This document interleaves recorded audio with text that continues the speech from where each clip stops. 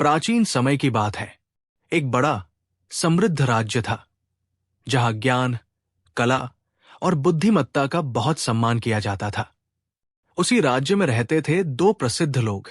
एक बादशाह सलामत, जिनका नाम दूर दूर तक न्यायप्रियता और सत्ता के लिए जाना जाता था, और दूसरा मुल्ला नसीरुद्दीन, जो चतुराई, हास्य और हाजिर जवाबी में बेमिसाल थे। बादशाह को भी हंसी मजाक का शौक था, लेकिन उनके मन में कभी कभी ये ख्याल आता कि क्या वाकई मुल्ला मुझसे ज्यादा चतुर है। और बस यहीं से शुरू होती है ये रोमांचक कहानी। बादशाह अक्सर दरबारियों के सामने मुल्ला की तारीफ सुन सुनकर चिढ़ जाते। एक दिन उन्होंने दरबारियों से कहा, क्यों ना हम मुल्ला को एक ऐसी चुनौती दें जिसमें वो पूरी तरह फेल हो जाए और फिर सबको दिखा दे कि असली चतुर कौन है। दरबारियों ने हामी भरी। उन्हें भी कभी कभी लगता था कि मुल्ला की लोकप्रियता उनसे ज्यादा क्यों है। बादशाह ने एक योजना बनाई। हम मुल्ला को तर्क, बुद्धिमत्ता और व्यवहारिकता की परीक्षा देंगे और ऐसा सवाल पूछेंगे जिसका उत्तर किसी के पास ना हो। अगले दिन मुल्ला को दरबार बुलाया गया। बादशाह मुस्कुराए और बोले, मुल्ला, अगर तुम खुद को चतुर समझते हो तो बताओ इस दरबार में सबसे बड़े 3 मूर्ख कौन हैं? सभी दरबारी सन्न हो गए। ये तो सीधा अपमान करने वाली चुनौती थी। अगर मुल्ला जवाब देता तो किसी को न किसी को मूर्ख बताना पड़ता और दुश्मन बनाना तय था। लेकिन मुल्ला मुस्कुराए। उन्होंने सिर झुकाया, सोचने का नाटक किया और फिर बोले, जहांपनाह, पहले मूर्ख तो वो व्यापारी है जो ऊंट पर बैठे बैठे अपने घर की छत देखना चाहते हैं। दूसरे मूर्ख वो हैं जो लाठी से बारिश को रोकना चाहते हैं। बादशाह बोले, और तीसरे मूर्ख? मुल्ला ने मुस्कुराकर कहा, तीसरे तो वो हैं जो 2 मूर्खों को ढूंढने के लिए इतने सारे समझदार लोगों का समय बर्बाद करते हैं। दरबार में ठहाके गूंज उठे। बादशाह भी मुस्कुरा दिए, लेकिन उन्हें एहसास हुआ कि मुल्ला को हराना आसान नहीं। कुछ दिन बाद बादशाह ने एक और चाल चली।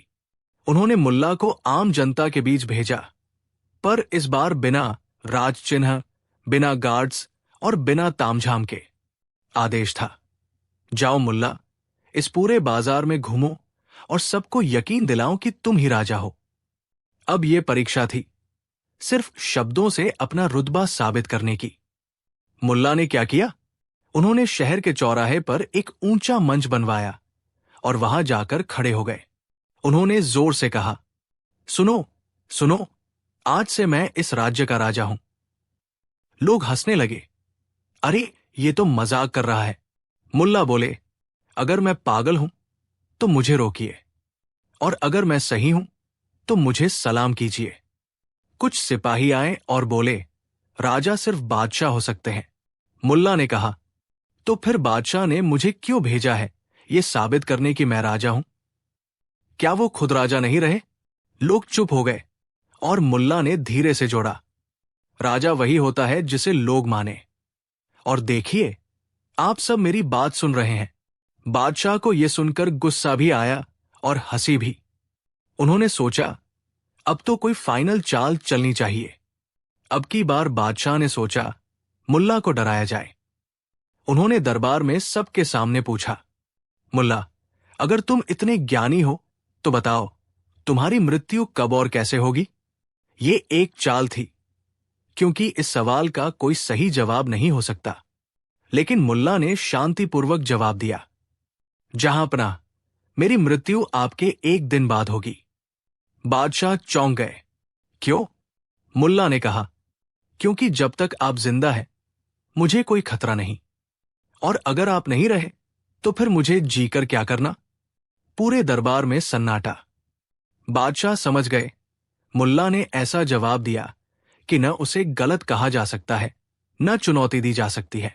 अब बादशाह ने हाथ जोड़ दिए और हंसते हुए बोले, मुल्ला, हम तुम्हारी परीक्षा ले रहे थे, लेकिन तुमने तो हमें ही समझा दिया कि चतुराई ताज से नहीं, सोच से आती है। मुल्ला मुस्कुराए। जहांपनाह, हंसी सबसे बड़ी ताकत है, क्योंकि जो खुद पर हंस सकता है उसे कोई नहीं हरा सकता। निष्कर्ष, कहानी की सीख, बुद्धिमानी में सबसे जरूरी है समय पर सही जवाब देना। घमंड किसी भी शक्ति को कमजोर बना सकता है। और सबसे बड़ी बात, चतुराई का मतलब सिर्फ ज्ञान नहीं, जीवन की समझ भी है। कुछ समय बीता, मुल्ला की बुद्धिमत्ता के किस्से पूरे राज्य में फैल गए। अब हर दरबारी, हर आम आदमी, हर बच्चा तक यही कहता था, मुल्ला नसीरुद्दीन जैसा कोई नहीं। बादशाह ने ये सब सुना और मुस्कुराए, लेकिन उनके भीतर अब भी एक सवाल कुलबुला रहा था। क्या मुल्ला सच में मुझसे ज्यादा चतुर है, या बस उनके जवाब तेज होते हैं? और इसी सवाल का जवाब पाने के लिए उन्होंने रची सबसे बड़ी और गुप्त योजना। एक रात बादशाह ने अपने भरोसेमंद सेवक को बुलाया और कहा, कल सुबह मैं साधारण कपड़ों में एक आम आदमी बनकर मुल्ला के पास जाऊंगा और उससे एक ऐसा सवाल पूछूंगा जो उसे उलझा दे। अगर वो समझ नहीं पाया कि मैं कौन हूं, तो आज का दिन मेरी जीत का होगा।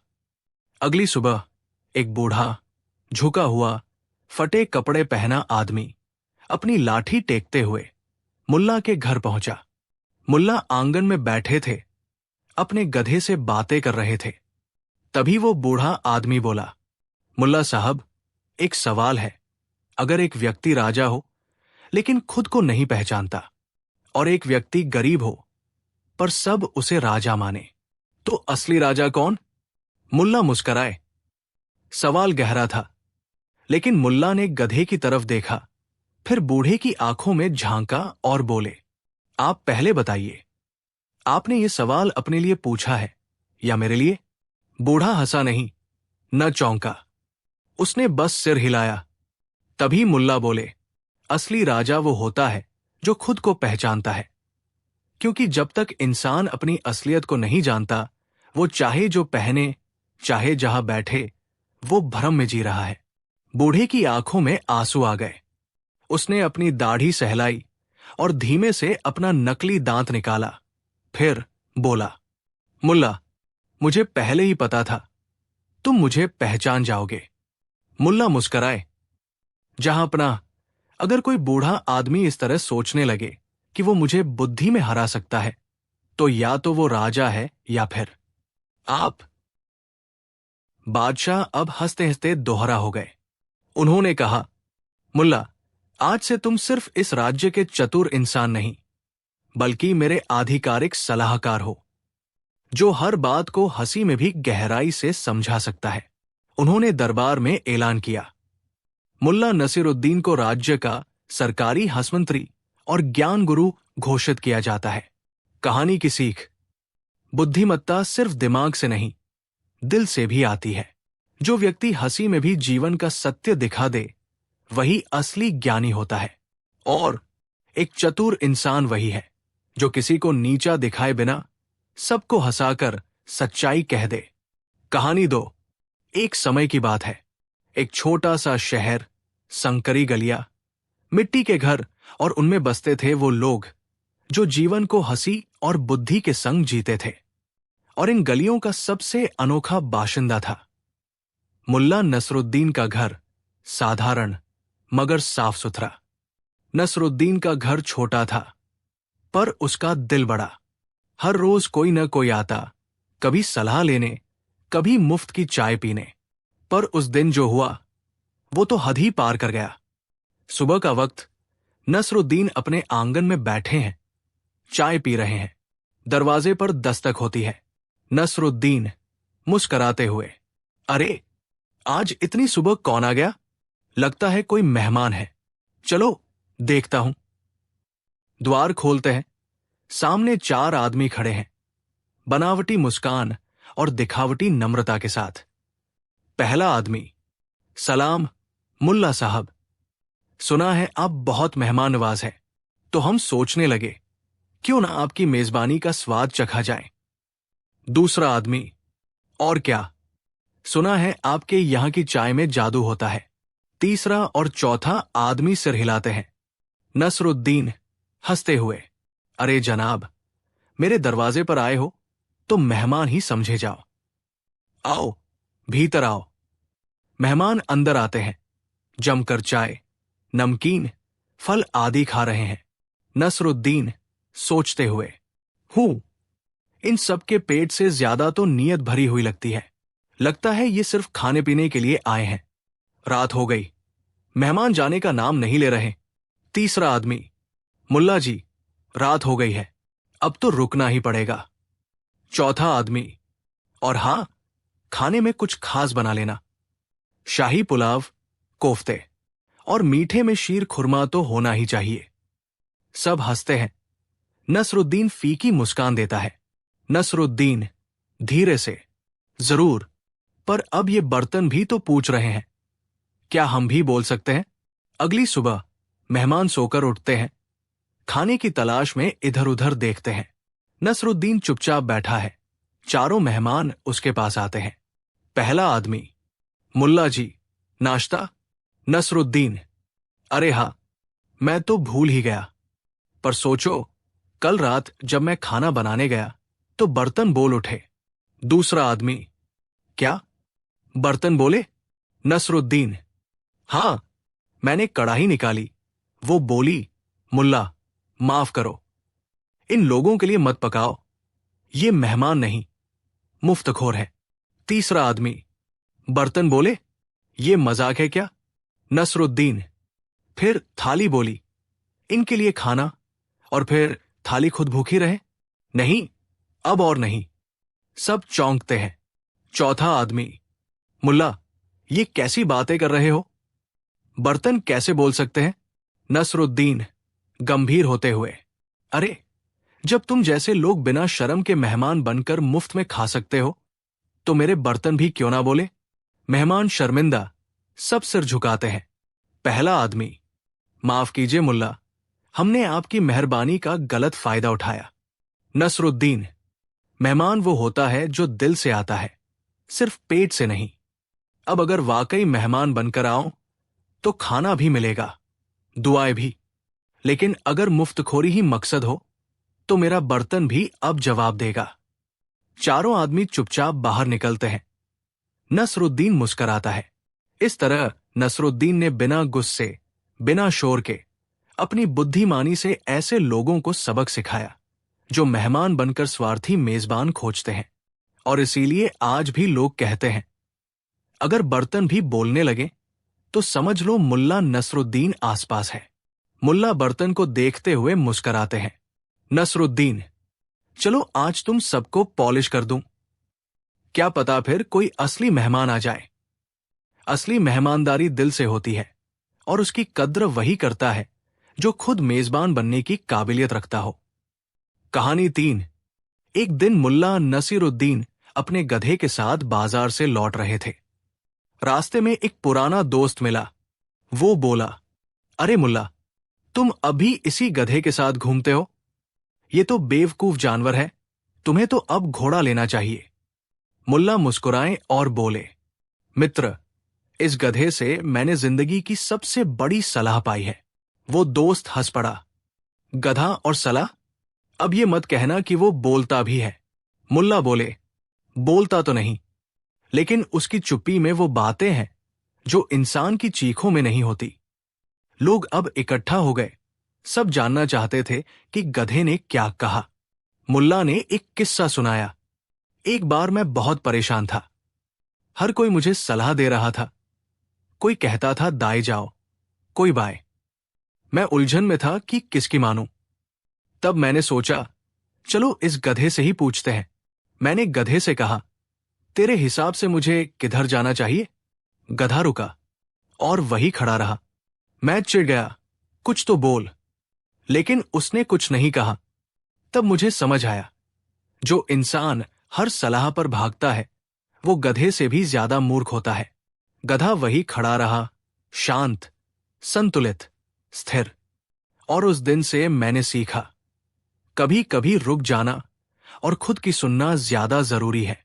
एक बूढ़ा बोला, मुल्ला, तुमने तो सच में गधे से ज्ञान निकाल लिया। मुल्ला ने हंसते हुए कहा, जो सीखना चाहता है उसके लिए तो गधा भी गुरु हो सकता है, और जो न सीखना चाहे वो किसी संत के पास बैठकर भी वही रहेगा। मूर्ख, अब गांव में जब भी कोई उलझन में होता, लोग मजाक में कहते, जा रे, मुल्ला के गधे से पूछ ले। लेकिन धीरे धीरे लोगों ने समझा, असल में वो गधा नहीं, मुल्ला की सोच थी जो सबको सीख दे गई। कहानी से सीख। हर सलाह जरूरी नहीं कि सही हो। कभी कभी चुप रहना और सोचना ही सबसे बड़ी बुद्धिमानी होती है। और सबसे बड़ी बात, जिसे तुम मूर्ख समझते हो, वो कभी कभी तुमसे कहीं ज्यादा जानता है। मुल्ला नसीरुद्दीन अब अपने गधे से बातचीत करने को लेकर और भी ज्यादा गंभीर हो गए थे। पहले तो गधा बस उनका काम करने वाला साथी था, लेकिन अब उन्होंने महसूस किया कि ये गधा कुछ और ही है, एक अद्भुत सलाहकार। एक दिन मुल्ला ने सोचा, क्यों न मैं इसे और अच्छे से समझूं? शायद इस गधे की चुप्पी में कुछ और गहरी बात हो। उन्होंने गधे से कहा, तुमसे तो मैं बहुत कुछ सीख सकता हूं, लेकिन एक बात बताओ, तुम हर वक्त शांत क्यों रहते हो? क्या तुम्हें कभी गुस्सा नहीं आता? गधा सिर्फ चुपचाप हिनहिनाया और अपनी गति से चलता रहा। मुल्ला ने एक लंबी सांस ली और खुद ही जवाब दिया, तुम बिल्कुल सही हो गधे। गुस्सा इंसान की सबसे बड़ी कमजोरी है। जब हम गुस्से में होते हैं तो हमारी सोच सही नहीं होती। शांत रहने में ही समझदारी है। एक दिन मुल्ला अपने गधे के साथ बाग में चल रहे थे, जब रास्ते में एक व्यापारी ने मुल्ला को देखा और कहा, मुल्ला भाई, तुम और तुम्हारा गधा एक ही रास्ते पर क्यों चल रहे हो? गधा तो बेवकूफ है, लेकिन तुम जैसे आदमी से उम्मीद है कि तुम समझदारी से चलोगे। मुल्ला मुस्कुराए और गधे की ओर इशारा करते हुए बोले, अरे भाई, गधा बेवकूफ नहीं है। वो जानता है कि रास्ते पर चलने के लिए कोई भी रास्ता सही हो सकता है, बशर्ते तुम खुद ही सही रास्ता चुनो। देखो, वो शांति से चल रहा है, जबकि तुम जैसे व्यापारी हमेशा सोने और पैसे के पीछे भागते हो। व्यापारी चुप हो गया और सोचने लगा। मुल्ला ने गधे से कहा, देखा गधे, तेरा ज्ञान अब लोगों तक पहुंचने लगा है। अब मुल्ला की जिंदगी पूरी तरह से बदल गई थी। वो पहले जैसे ही मजाकिया और हंसी मजाक करने वाले थे, लेकिन अब उन्होंने गधे से बहुत कुछ सीखा था। उन्होंने गधे के चुप रहने की आदत, बिना विचलित हुए लक्ष्य की ओर बढ़ने की समझ और शांति में आकर निर्णय लेने की कला को अपनाया। एक दिन मुल्ला ने गांव के बच्चों को एक कहानी सुनाई। कहानी थी उस गधे की जो कभी भी किसी बात पर परेशान नहीं होता था। मुल्ला ने कहा, हम लोग अक्सर छोटी छोटी परेशानियों में फंस जाते हैं, लेकिन गधा हमें सिखाता है कि हमें शांत रहकर अपनी मंजिल की ओर बढ़ना चाहिए। गांव वालों ने भी ये सीखा कि गधा सिर्फ काम करने वाला जानवर नहीं था, वो एक समझदार मित्र था। मुल्ला ने फिर से एक दिन अपने गधे से पूछा, गधे भाई, आज मुझे एक और सलाह दो। क्या मैं अभी भी वही जिंदगी जी रहा हूं जो मुझे जानी चाहिए थी? गधा हिनहिनाया और मुल्ला ने गधे की चुप्पी को समझा। तुम सही कहते हो गधे, मुझे तो एक और बात समझ में आ गई। जिंदगी में बहुत कुछ पाने के बाद भी हमें कभी नहीं भूलना चाहिए कि जो कुछ भी हम पाते हैं वो हमारे साथ आते हैं। अगर हम शांत और स्थिर रहें तो हम जीवन के हर पल को पूरी तरह से समझ सकते हैं। गांव में एक और साल बीत गया। मुल्ला अब हर किसी को गधे की सलाह के बारे में बताते थे। वे कहते, जब तक हम अपनी सोच को शांत नहीं रखते, तब तक हम जीवन की सच्चाई को नहीं देख पाते। गधा सिर्फ जानवर नहीं है, वो हमें शांति और समझ का महत्व सिखाता है। आखिरकार मुल्ला का गधा अब गांव में सम्मानित हो गया। हर कोई कहता था, गधा नहीं, ये तो गुरु है। कहानी से सीख। कभी कभी हमें लगता है कि जो लोग हमारे आसपास हैं वे हमें कुछ नहीं सिखा सकते, लेकिन असल में हमें उनसे बहुत कुछ सीखने को मिल सकता है। शांति और संतुलन हर समस्या का समाधान है। और सबसे जरूरी बात, हर समय हमें विचार करने और समझने के लिए एक गधा चाहिए। एक ऐसा गधा जो हमें बिना बोले जीवन के सबसे बड़े सबक सिखा जाए। कहानी 4। सूरज ढल रहा था। मुल्ला नसरुद्दीन अपने आंगन में चारपाई पर बैठे थे। उनके पास बैठा था उनका सबसे प्यारा साथी गधा बुजुर्ग था। गधा मुंह हिलाकर कुछ कहने जैसा कर रहा था और मुल्ला सिर हिलाकर जवाब ही दे रहे थे। जोहरा मुल्ला की पत्नी झुंझलाकर बोली, अब तो तंग आ चुकी हूं इस गधे से बातें करते करते। मुल्ला बोले, तंग मत हो जोहरा, यही तो एक प्राणी है जो बिना निंदा किए मुझे सुनता है, और अब से यही मेरी तिजोरी की चाबी संभालेगा। क्या? हाँ, मैं गधे को तिजोरी की चाबी सौंप रहा हूं। अगले दिन ही गांव में खबर फैल गई। मुल्ला नसरुद्दीन ने अपनी तिजोरी की चाबी गधे के गले में बांध दी है। हर कोई देखने आया। गधा खड़ा था, गले में एक चमचमाती चाबी लटकती हुई। चाट वाला बोला, अब ताले भी हिनहिना कर खुलेंगे। बनिया बोला, ये पक्का पगला गया है। और दरोगा तक हंसते हुए बोला, अगर चोरी हो गई तो एफआईआर गधे के नाम लिखवाएंगे क्या? मुल्ला मुस्कराए, लिखवाना पड़े तो लिखवा देना दरोगा साहब, गधा भी कानून जानता है। अपने ढंग से गांव में दो नए चेहरे आए, खुर्शीद और नन्हा बाबू। दोनों ठग थे, भेष बदलकर गांव में आए थे। खबर सुनकर आंखें चमक गई। खुर्शीद बोला, एक गधे के पास तिजोरी की चाबी, हा, इसे तो आजमाना पड़ेगा। मुल्ला को शक था।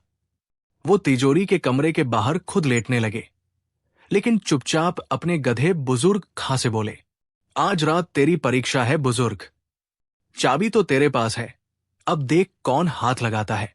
गधे ने 2 बार ही किया, जैसे वादा कर रहा हो। रात आई, गांव सो गया। रात के तीसरे पहर 2 साए दीवार फाद कर आंगन में घुसे। खुर्शीद बोला, वो रहा गधा और वो रही चाबी। नन्हा बाबू चुपचाप आगे बढ़ा। चाबी निकालने ही वाला था कि गधा जोर से लात मारता है, सीधा उसके पेट में, और साथ ही हिंग ही की जोरदार आवाज। मुल्ला भागे हुए आए और साथ में पूरा मोहल्ला जा गया। नन्हा बाबू दर्द से तड़पता मिला। गधे की लात से उसके कमर की हड्डी हल्की दरार दे गई थी। खुर्शीद भागने ही वाला था कि मुल्ला ने बांस उठाकर रास्ता रोक लिया। चाबी लेने आए थे या गधा खरीदने? मुल्ला बोले। दरोगा भी पहुंच गया। मुल्ला ने कहा, दरोगा साहब, ये चोर नहीं, गधा चोर है, लेकिन अब ये खुद गधा बन चुके हैं। ये मामला इतना चर्चित हो गया कि राजा के कानों तक पहुंचा। राजा ने दरबार में पूछा, एक आदमी ने गधे को तिजोरी की चाबी दी और चोर खुद पकड़ा गया, कैसे? वजीर बोला, हुजूर, ये कोई तंत्र विद्या है शायद।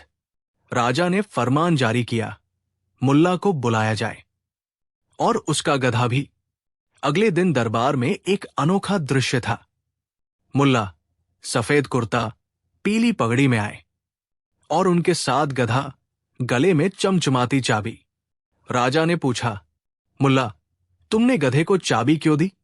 मुल्ला बोले, क्योंकि इस गधे में वो बात है जो इंसानों में नहीं, ना लालच, ना डर, ना झूठ। राजा बोले, लेकिन सुरक्षा तो इंसान ही करता है। मुल्ला हंसते हुए बोले, और इंसान ही तो सबसे ज्यादा चुराता है। मुल्ला ने दरबार में एक पर्चा निकाला। उसमें लिखा था, जो चीज सबसे ज्यादा सुरक्षित चाहिए उसे वहां रखो जहां लालच न पहुंच सके, और ऐसा दिल या ऐसा गधा ढूंढो जो खा तो सकता है पर चुरा नहीं सकता। राजा ने दोनों चोरों को हफ्ते भर घास कटवाने की सजा दी, मुल्ला के गधे के लिए। राजा ने गधे के गले में एक सोने का पट्टा डलवाया और कहा, आज से ये गधा हमारे राज्य का ईमानदारी प्रहरी होगा। उस दिन के बाद गांव में एक परंपरा शुरू हुई। लोग अपने बच्चों को मुल्ला के गधे से आशीर्वाद दिलवाने लाने लगे। बच्चे उसके पास बैठते और पूछते, गधे चाचा, आपने चाबी कैसे बचाई? गधा ही हिफ करता और मुल्ला मुस्कराते हुए जवाब देते, क्योंकि इसने कभी इंसान बनने की कोशिश नहीं की। लोग समझते हैं कि चाबी किसी ताले को खोलती है, लेकिन असली चाबी होती है भरोसे की। मैंने तिजोरी की चाबी गधे को दी और दुनिया ने देखा कि भरोसा कहा सबसे महफूज रहता है। मुल्ला की इस अजीब हरकत ने सबको सोचने पर मजबूर कर दिया कि जो दिखता है वही सुरक्षित नहीं होता, और जो भोला दिखता है वो सबसे चतुर भी हो सकता है। और चोर जो गधा बनाने निकले थे वो खुद गधा बन बैठे। गधे की चाबी देने वाली घटना के बाद मुल्ला नसरुद्दीन की प्रतिष्ठा और बढ़ गई। गांव वालों को समझ में आ गया था कि मुल्ला का हर कदम, चाहे वो कितना भी अजीब क्यों न हो, उसके पीछे एक गहरी सोच होती थी। मुल्ला ने न सिर्फ चोरी के मामले में गधे को तिजोरी की चाबी सौंपकर उसे सुरक्षा का प्रतीक बना दिया, बल्कि उसने ये साबित कर दिया कि सुरक्षा का असली मतलब समझदारी और ईमानदारी में छिपा होता है।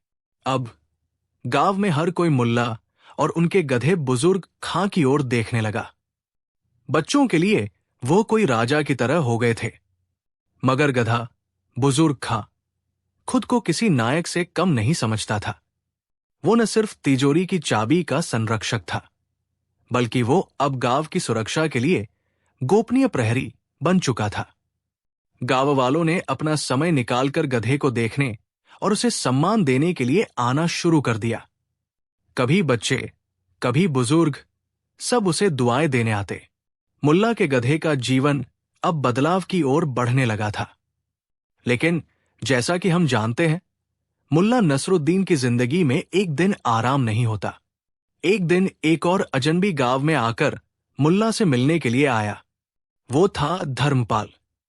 धर्मपाल ने मुल्ला से कहा, मुल्ला नसरुद्दीन, मैंने सुना है कि तुमने अपने गधे को तिजोरी की चाबी सौंप दी और चोरों को पकड़ लिया। लेकिन क्या तुम सच में सोचते हो कि गधा हर संकट से तुम्हारी रक्षा कर सकता है? मुल्ला मुस्कराए। धर्मपाल, ये तुमसे ज्यादा कोई नहीं जानता कि गधा एक तिजोरी की चाबी संभाल सकता है।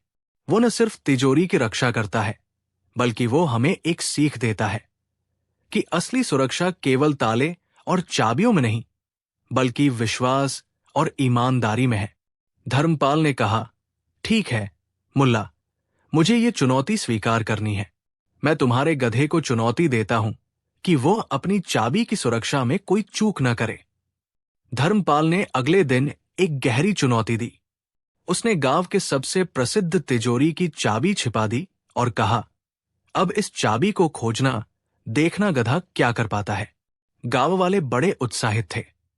वे जानते थे कि मुल्ला नसरुद्दीन ने इस गधे को तिजोरी की चाबी दी है, लेकिन क्या यह गधा अब धर्मपाल की चुनौती का सामना कर पाएगा? मुल्ला ने गधे से कहा, बुजुर्ग खां, अब तुम्हारी परीक्षा है। तुम्हें अपनी चाबी को हर स्थिति से बचाना होगा और यह साबित करना होगा कि तुम हमारे लिए सबसे सुरक्षित विकल्प हो। गधा सिर हिलाकर आगे बढ़ा। उसकी आंखों में एक चमक थी। वो जानते थे कि उसकी कड़ी परीक्षा है, लेकिन वो तैयार था। गांव की चुप-चुप स्थिति में धर्मपाल की चुनौती शुरू हुई। वो गधे के सामने तिजोरी की चाबी रखता और गधा उस पर अपनी निगाहें टिकाए रहता। धीरे धीरे धर्मपाल ने चाबी को अपने कब्जे में लेने के कई तरीके अपनाए। कभी उसने चाबी को जाल में फंसाया, कभी उसे कुछ जादू से बदलने की कोशिश की, लेकिन हर बार गधा उसे मात देता। गधा अपनी चतुराई से हर चाल का जवाब देता और उसकी आंखों में न कोई लालच था, न कोई डर। वो सिर्फ अपनी जिम्मेदारी निभा रहा था। धर्मपाल हैरान था। उसने सोचा था कि गधा कुछ नहीं कर पाएगा, लेकिन मुल्ला नसरुद्दीन के गधे ने उसे चौंका दिया। अंत में धर्मपाल थक कर बैठ गया। उसने हार मानते हुए कहा, मुल्ला, तुम सही थे। ये गधा न केवल तिजोरी की चाबी को संभालने में सक्षम है, बल्कि उसने मुझे भी ये सिखाया कि कुछ चीजें विश्वास और समझदारी से जुड़ी होती है। तुमने सही साबित किया कि गधा, जो हमारे लिए कभी हंसी का कारण था, अब हमारे लिए सबसे बड़ा सुरक्षा कर्मी बन चुका है। गांव वाले मंत्रमुग्ध होकर गधे की ओर देख रहे थे। उन्होंने धर्मपाल को गधे की ताकत और मुल्ला की चतुराई को समझते हुए सिखाया कि कभी किसी को हल्के में नहीं लेना चाहिए, चाहे वो गधा ही क्यों न हो। इस घटना के बाद मुल्ला नसरुद्दीन ने एक और शब्द कहा, धर्मपाल, इस गधे ने हमें यह सिखाया है कि असली ताकत विश्वास, ईमानदारी और समझदारी में छिपी होती है। किसी को अपने जीवन में छोटे या बड़े के रूप में न देखो। कभी कभी सबसे साधारण चीज में सबसे बड़ी ताकत होती है। गांव वालों ने गधे को एक भव्य उत्सव में सम्मानित किया। उस दिन से गधा सिर्फ तिजोरी की चाबी का रखवाला नहीं रहा, वो अब गांव का सुरक्षा देवता बन चुका था। याद रखो दोस्तों, चीजें जितनी बड़ी होती हैं, उतनी ही समझदारी की जरूरत होती है। और सबसे महत्वपूर्ण यह है कि कभी भी किसी को उसकी स्थिति या रूप से आंकना नहीं चाहिए, क्योंकि कभी कभी जो हमें सबसे कमजोर दिखता है वही सबसे मजबूत होता है। अब मुल्ला और गधा अपनी यात्रा में आगे बढ़ते हैं, लेकिन ये अनुभव सभी को ये सिखा गया कि सुरक्षा और ताकत से जुड़ी चीजें केवल कड़ी मेहनत और समझ से हासिल होती है। और इस यात्रा में हर कदम एक नई सीख देता है। गांव के गधे बुजुर्ग खां की प्रसिद्धि अब न सिर्फ पास के इलाकों में बल्कि दूर दूर के देशों तक फैल चुकी थी। जब से गधे ने धर्मपाल को हरा दिया और तिजोरी की रक्षा का प्रतीक बन गया, गांव अब किसी भी आम जगह जैसा नहीं रहा था, वो एक आकर्षण बन चुका था। एक दिन दूर देश से एक विदेशी विद्वान आया। नाम था सर बर्नार्ड ब्लूमफील्ड। पहनावा अंग्रेजों जैसा, हाथ में एक बड़ी किताब, सिर पर ऊंची हैट और बातों में अहंकार। उसने गांव में पहुंचते ही सबको इकट्ठा कर लिया और कहा, मैं बर्नार्ड हूं, ऑक्सफोर्ड यूनिवर्सिटी से पढ़ा हुआ। मुझे सुना है कि तुम लोगों के पास एक गधा है जो चाबी की रक्षा करता है। मैं इसे एक तमाशा मानता हूं और मैं आया हूं इसे बेनकाब करने। गांव वाले सहमे, लेकिन मुल्ला नसरुद्दीन मुस्कराया। मुल्ला ने विदेशी को आदर के साथ अपने घर बुलाया। गधा बुजुर्ग खां उस समय आंगन में बैठा खर्राटे ले रहा था। बर्नार्ड ने नाक चढ़ाई और कहा, इसे देखकर तो ऐसा लगता है कि ये तो किसी अंग्रेजी गधे की जात तक का नहीं है। मुल्ला मुस्कराया, साहब, इस गधे ने तो कई राजा, वजीर और चोरों को धो दिया है। अब आप जैसे मेहमान का इंतजार था। बर्नार्ड हंस पड़ा। क्या तुम मुझे मूर्ख समझते हो? मुल्ला ने जवाब दिया, नहीं, लेकिन अगर आप चाहे तो बना सकता हूं, वो भी बगैर कुछ कहे। गांव वाले हंसी रोक न सके। बर्नार्ड गुस्से में लाल हो गया। बर्नार्ड ने तय किया, वो इस गधे को मूर्ख साबित करेगा। उसने घोषणा की, कल सुबह मैं इस गधे को एक बुद्धिमत्ता की परीक्षा दूंगा, और अगर ये असफल रहा तो तुम सब मानोगे कि ये सिर्फ एक जानवर है और कुछ नहीं। मुल्ला ने सिर हिलाया, बिल्कुल, लेकिन अगर गधा जीत गया तो आपको गधे की तरह एक दिन घूमना पड़ेगा और सबको बताना होगा कि आप गधा साहब हैं। बर्नार्ड ठहाके लगाकर हंसा।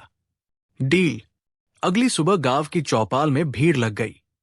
एक ओर था मुल्ला का गधा बुजुर्ग खां, जिसे खूब सजाया गया था। दूसरी ओर बर्नार्ड एक चमचमाता सा सूट पहने तैयार खड़ा था। उसने तिजोरी की चाबी ली और 3 बक्सों में से एक में छिपा दी। फिर बक्सों को घुमाया और गधे के सामने रख दिए। बर्नार्ड चिल्लाया, अगर ये वाकई बुद्धिमान है तो सही बक्सा चुने। गधा इधर उधर देखता रहा।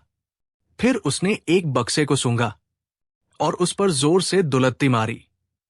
बक्सा खुला, अंदर चाबी थी। गांव में शोर मच गया, बुजुर्ग खां की जय। बर्नार्ड अवाक। बर्नार्ड बौखला गया।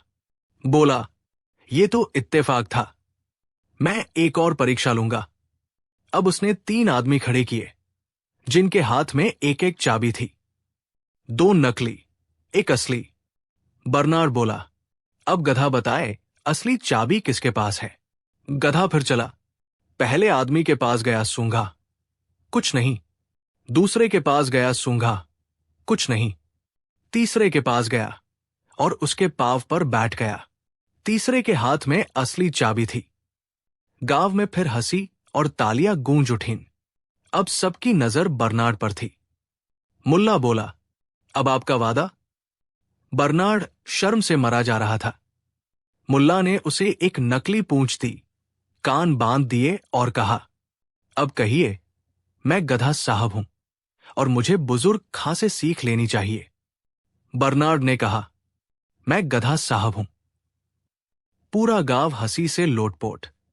शाम को बर्नार्ड, शर्मिंदा लेकिन चकित, मुल्ला से अकेले में मिला।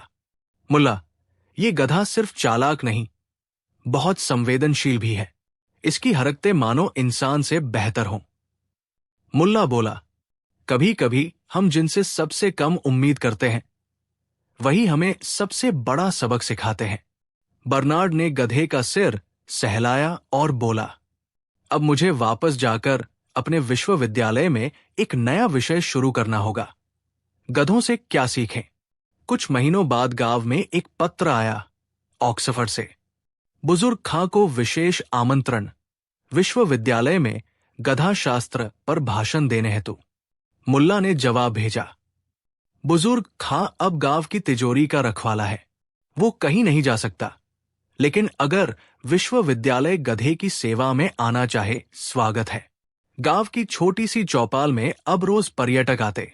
बच्चे बुजुर्ग खां के पास बैठते और मुल्ला मुस्कराकर कहते, ज्ञान सिर्फ किताबों में नहीं होता, कभी कभी वो दुलत्ती में भी छिपा होता है। इस कहानी से हमें क्या सीख मिलती है? 1. कभी किसी को उसकी शक्ल, जात या भूमिका से मत आकिए। 2. गधा हो या आदमी, सीखने और सिखाने की योग्यता सब में हो सकती है। 3. और सबसे बड़ा हथियार हंसी और चतुराई है। कहानी 5. गांव के चौराहे पर हल्की सी भीड़ जमा हो चुकी थी। दिन ढल चुका था और सूरज की किरणें अब मिट्टी में सोने जैसे चमक रही थी।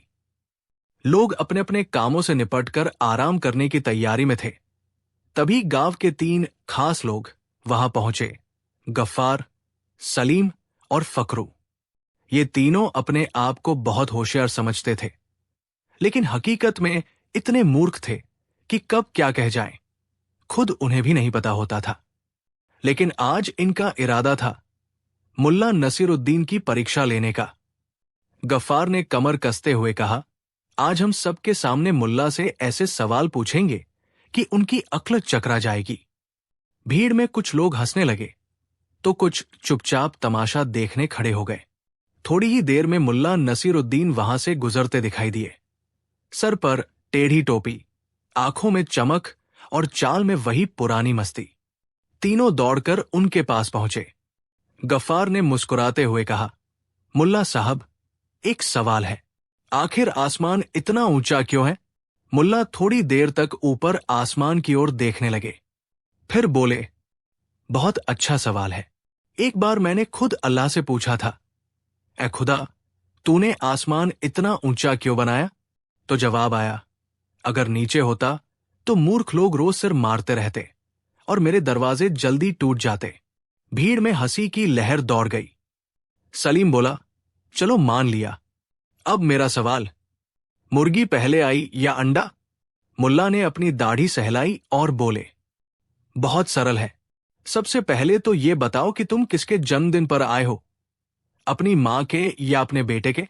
सलीम बोला, मां के। मुल्ला बोले, तो मुर्गी पहले आई, क्योंकि अंडे से पहले मां आती है। भीड़ तालियां बजाने लगी। अब सिर्फ फकरू बचा था, जो थोड़े गुस्से में था। उसने ठहाका लगाकर कहा, अब ये बताओ, अगर जमीन गोल है तो लोग नीचे क्यों नहीं गिरते? मुल्ला ने उसकी ओर गंभीरता से देखा, फिर बोले, गिरते हैं जो खुद को ज्यादा बड़ा समझते हैं। वो अपने घमंड में जमीन से टूट जाते हैं। जो जमीन से जुड़े रहते हैं वो हमेशा टिके रहते हैं। अब की बार तालियां नहीं, खामोशी गूंज रही थी। तीनों बुद्धिमान अब थोड़े झेंपे हुए लग रहे थे। गफ्फार ने धीरे से पूछा, तो तुम कहना चाहते हो कि हम मूर्ख हैं? मुल्ला मुस्कुराए और बोले, नहीं, मूर्ख वो नहीं जो सवाल पूछता है, मूर्ख वो है जो जवाब सुनकर भी न समझे। इतना कहकर मुल्ला चलते बने, अपनी टेढ़ी टोपी को थोड़ा सीधा करते हुए। भीड़ अब बिखर रही थी, लेकिन हर चेहरे पर मुस्कान के साथ साथ सोच की एक रेखा भी थी। आज मुल्ला ने फिर साबित कर दिया था कि बुद्धिमत्ता जोर से नहीं, हंसी और सच्चाई से बोलती है। गांव की चौपाल पर आज भी चर्चा हो रही थी। पिछले हफ्ते जो हुआ था वो हर किसी की जुबान पर था। मुल्ला ने क्या जवाब दिया था भाई? गफ्फार, सलीम, फकरू सबकी बोलती बंद हो गई थी। लेकिन बात वही खत्म नहीं हुई थी। एक सुनसान दोपहर में तीनों, गफ्फार, सलीम और फकरू, फिर जमा हुए।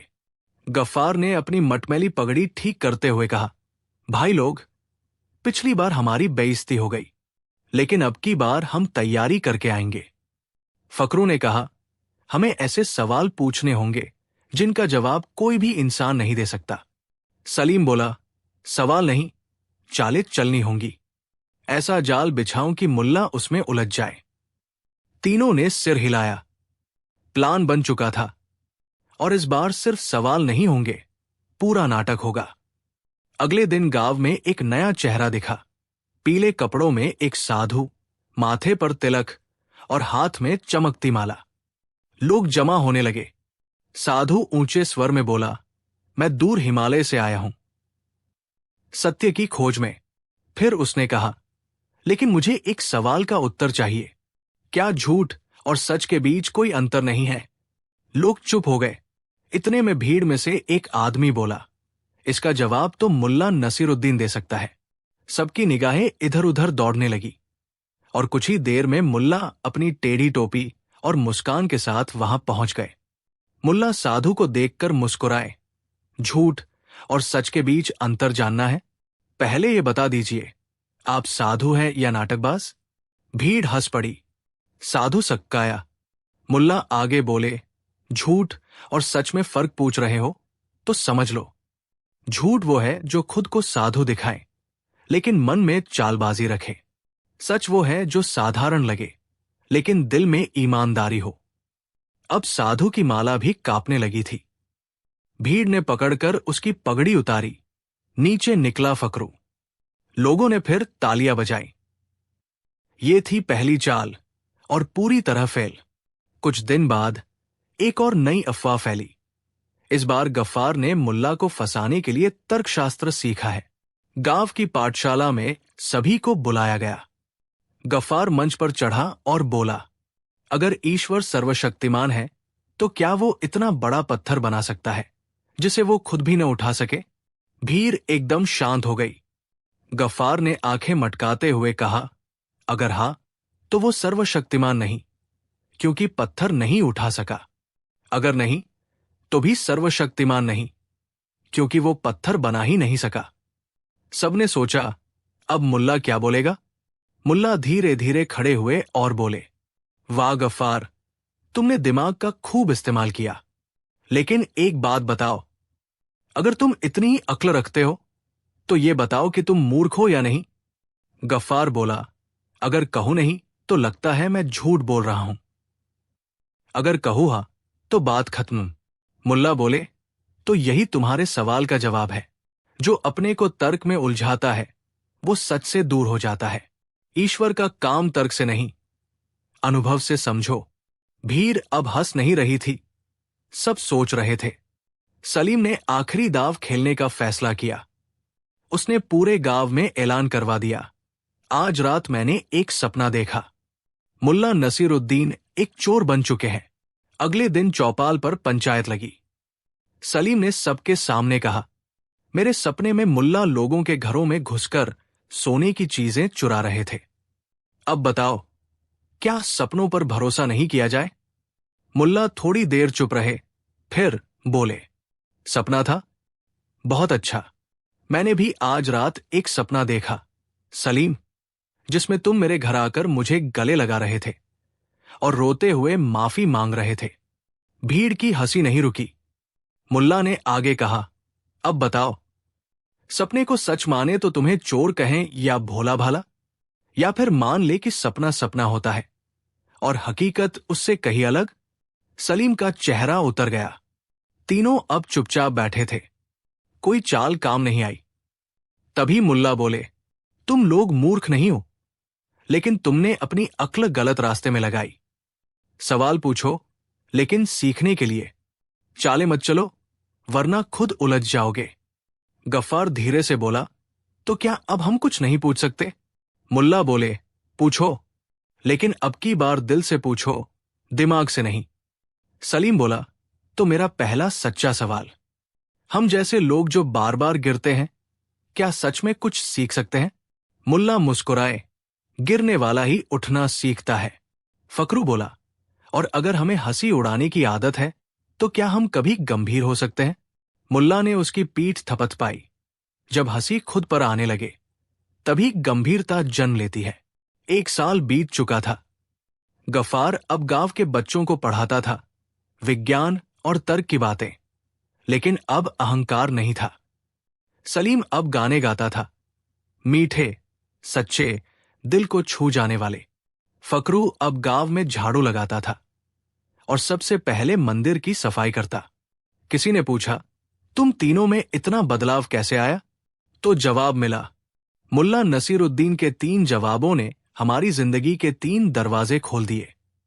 अंतिम दृश्य, मुल्ला एक पहाड़ी पर बैठे सूरज को देख रहे थे। एक बच्चा पास आया और पूछा, मुल्ला चाचा, आप हमेशा मुस्कुराते क्यों रहते हो? मुल्ला बोले, क्योंकि हर मूर्ख में एक बुद्धिमान छिपा होता है और मैं हर दिन उसे बाहर आता देखता हूं। गांव में एक दिन डाकिया आया, हाथ में एक मुहर लगी चिट्ठी। चिट्ठी थी बादशाह के दरबार से। उसमें लिखा था, हमारे राज्य के सबसे समझदार इंसान को राजधानी बुलाया जाए। वहां उसे 3 सवालों के जवाब देने होंगे। अगर उसने उत्तर दिए तो उसे राज्य के सलाहकार का पद मिलेगा, नहीं दिए तो गांव पर जुर्माना लगेगा। गांव में खलबली मच गई। कौन जाएगा? सबकी नजरें एक ओर मुड़ गई, मुल्ला नसीरुद्दीन। लेकिन उस वक्त मुल्ला किसी यात्रा पर थे, 4 दिन तक नहीं लौटे। गांव के प्रधान ने कहा, हमें तुरंत किसी को भेजना होगा। गफ्फार, सलीम और फकरू आगे बढ़े। हम जाएंगे, गफ्फार बोला। हमने अब समझदारी सीखी है, सलीम बोला, और ये मौका है साबित करने का, फकरू बोला। तीनों सुबह निकल पड़े। रास्ते में उन्हें भिखारी मिले, व्यापारी मिले, साधु मिले। हर किसी ने उन्हें कुछ न कुछ सिखाया। एक भिखारी ने कहा, सच्चा जवाब वो होता है जो पेट नहीं, आत्मा भर दे। एक व्यापारी ने कहा, कभी कभी जवाब देने से बेहतर होता है सवाल समझना। तीनों अब पहले जैसे नहीं थे। अब उनकी आंखों में गहराई थी। राजा ने तीनों को बुलाया। राजा ने कहा, 3 सवाल है, हर एक का जवाब देना होगा। अगर गलत हुए तो जुर्माना लगेगा।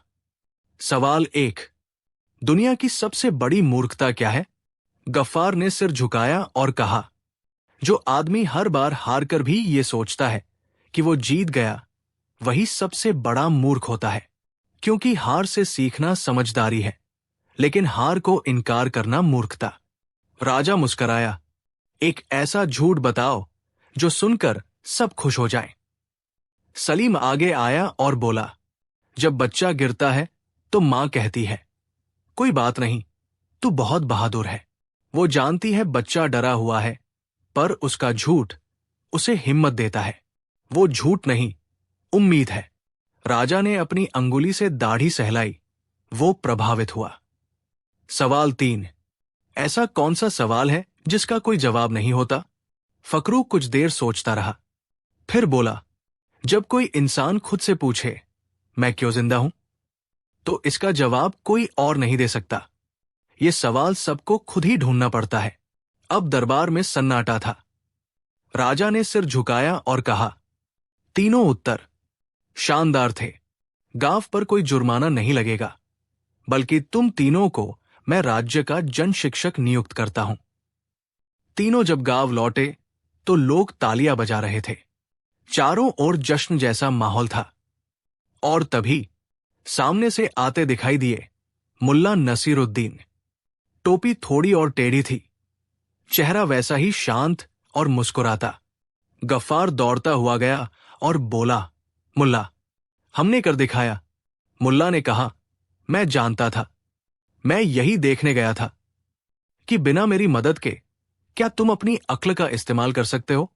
सलीम बोला, लेकिन आपने हमें अकेला क्यों छोड़ा? मुल्ला बोले, क्योंकि असली गुरु वो नहीं होता जो हर समय साथ हो, बल्कि वो होता है जो वक्त आने पर पीछे हट जाए, ताकि शिष्य खुद चलना सीख ले। रात को गांव में दीप जलाए गए। जश्न हो रहा था। मुल्ला अपने पुराने स्टूल पर बैठे थे। फकरू उनके पास आया और बोला, मुल्ला, अब हमारा आखिरी सवाल है, क्या हम अब मूर्ख नहीं रहे?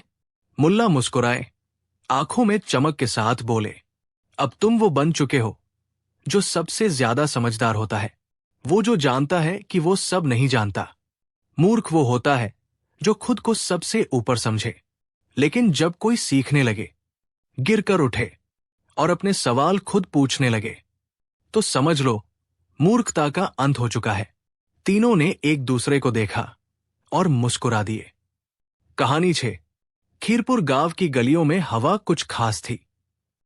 बसंत का मौसम था। आम के पेड़ फूलों से लदे थे और चिड़िया हर सुबह गागा कर लोगों को जगाती थी। और इसी एक सुबह मुल्ला नसीरुद्दीन की जिंदगी में तूफान आ गया, क्योंकि वो उसे पहली बार देख बैठा। नाम था जरीना। बगल वाले गांव की रहने वाली, अपने मामा के यहां गर्मी की छुट्टियां बिताने आई थी। वो घूंघट में मुस्कुराती हुई जैसे ही कुएं से पानी भरने आई, मुल्ला ने हल चलाते चलाते फावड़ा गिरा दिया और खुद भी गिर गया। गधा पीछे खड़ा था और उसके हंसने जैसी आवाज सुनाई दी। ये आहा। मुल्ला बोला, तू क्या जाने प्यार क्या होता है, ओ गधे। मुल्ला रोज सुबह वही फावड़ा लिए कुएं के पास मंडराने लगा। कभी मिट्टी में खुद ही गड्ढा खोदने लगता, कभी हवा से बातें करता। जरीना समझ गई थी, लेकिन उसकी आंखों में भी शरारत थी। कभी पानी गिरा देती, कभी घड़े को जोर से रखती, ताकि मुल्ला का ध्यान जाए। मुल्ला का दिल अब पूरी तरह फिसल चुका था। उसने अपने गधे से कहा, अबे सुन, तुझे एक बड़ी जिम्मेदारी दूंगा। प्यार की डाक ले जानी है। पहली तबाही। मुल्ला ने बड़े प्रेम से एक चिट्ठी लिखी। ए फूलों से भी नाजुक जरीना, जब से तू आई है मेरे सपने मीठे हो गए हैं। तेरी हर आहट पर मेरा दिल ठहरता है। अगर तुझे भी मुझसे बात करनी है तो अपनी मुस्कान भेज दे। तुम्हारा दीवाना मुल्ला नसीरुद्दीन। उसने चिट्ठी अपने गधे की पीठ पर बांधी और कहा, सीधा जरीना के मामा के घर जाना, समझा? लेकिन हुआ क्या? गधा रास्ते में चने बेचने वाले के ठेले पर रुक गया। वहां खड़े बच्चों ने उसकी पीठ से चिट्ठी निकाल ली और जोर जोर से पढ़ने लगे। गांव की औरतें हंसी से लोटपोट और मुल्ला मुंह छिपाता खेतों की तरफ भागा। मुल्ला की इस गांव में चाय की दुकानों और भैंसों के बीच चर्चा बन गई। पंडित से लेकर नाई तक सबने चुटकुले बना लिए। गधा नहीं, अब तो मोहब्बत का पोस्टमैन है। लेकिन जरीना, वो अब भी हर सुबह कुएं पर आती थी और हल्की सी मुस्कान देकर जाती। एक दिन वो बोली, अगर इतना ही प्यार है तो खुद आकर बात क्यों नहीं करते? मुल्ला हैरान। वो तो सोच रहा था कि अब सब खत्म। गधा एक बार फिर बोला, ये आहा। मुल्ला झल्लाया, तू चुप रह। पहले ही मुझे गांव भर में रज्जो मामी का हीरो बना चुका है। मुल्ला ने ठान लिया, अब तो बात करनी ही है। एक शाम, जब चांदनी पूरे गांव पर फैली थी और सब लोग सो चुके थे, मुल्ला जरीना के मामा के घर के पास पहुंचा। खजूर के नीचे बैठी जरीना बोली, तो क्या कहोगे? मुल्ला कांपते हुए बोला, मैं मतलब, अगर तू चाहे तो हम दोनों। इतने में पीछे से गधा आ गया और जोर से ढेंचू ढेंचू। जरीना की मामी जाग गई, खिड़की से बोली, कौन है बाहर? गधा कौन लाया? मुल्ला ने जरीना का हाथ थाम लिया और भागते हुए बोला, मैं नहीं जानता ये कौन है, ये तो पीछा ही नहीं छोड़ता। अगले दिन पंचायत बैठी। मुल्ला कटघरे में खड़ा था। उस पर आरोप था, 1. गधे को प्रेम दूत बनाना, 2. रात में मामा के घर जाना, 3. और गांव की शांति भंग करना। मुखिया ने पूछा, क्या तुम जरीना से शादी करना चाहते हो? मुल्ला बोला, हाँ, लेकिन बिना गधे के। गधा फिर बीच में बोला, ये आहा। सब हंस पड़े। मुखिया ने फैसला सुनाया, शादी मंजूर है, लेकिन बारात में सबसे आगे गधा चलेगा। शादी के दिन गांव में झंडियां लगी थी, ढोलन गाड़े बज रहे थे, लेकिन सबसे आगे चल रहा था गधा, जिसकी पीठ पर लिखा था, प्रेम का सच्चा साक्षी। गांव वालों ने फूल बरसाए और गधा पूरे रौब से चला। मुल्ला और जरीना ने 7 फेरे लिए और आखिरी फेर में जरीना ने गधे के कान में कहा, अगर तू न होता तो शायद हमारा प्यार अधूरा रह जाता। गधा मुस्कराया, ढेंचू। शादी के सालों बाद मुल्ला और जरीना एक दिन बैठे गधे को चारा खिला रहे थे। मुल्ला बोला, तू विलेन नहीं था, तू तो हमारा हीरो निकला। गधा अकड़ के खड़ा हो गया। जरीना हंसते हुए बोली, अब इसे भी शादी करवानी पड़ेगी। मुल्ला बोला, किससे? जरीना की बहन तो पहले ही भाग चुकी है। तीनों की हंसी पूरे गांव में गूंजने लगी। सीख, प्यार में अगर कोई सबसे ज्यादा भरोसेमंद निकला तो वो था वो गधा जो हर बार बीच में आकर भी साथ दे गया। कहानी 7। खीरपुर गांव में उस दिन एक अजीब सी हलचल थी। हर घर, हर गली, हर दालान में एक ही बात चल रही थी। आज नसीरुद्दीन पहली बार बाजार जा रहा है। गांव का ये नन्हा मगर बेहद चालाक लड़का, जिसे लोग प्यार से छोटा मुल्ला कहते थे, आज पहली बार अकेले बाहर जा रहा था। बाजार, जहां सौदे होते थे, झांसे चलते थे और दिमाग की असली परीक्षा होती थी। मां ने झोला पकड़ाते हुए कहा, बेटा 4 सेर चना, 2 सेर गुड़ और आधा किलो नमक ले आना। और देख, कोई तुझे बेवकूफ न बना दे। नसीरुद्दीन मुस्कराया, मां, आज मैं ही कुछ लोगों को होशियार बना दूंगा। जैसे ही वो गांव से निकला, रास्ते में एक बुजुर्ग मिले।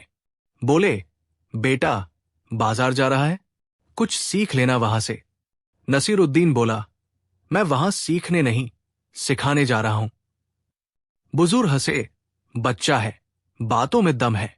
लेकिन नसीरुद्दीन का दिमाग उस वक्त भी चल रहा था। उसने देखा कि गांव की जमीन के नक्शे, पुराने जमींदारों के नाम की पट्टियां और कुछ टूटी हुई लाठियां एक कोने में पड़ी थी।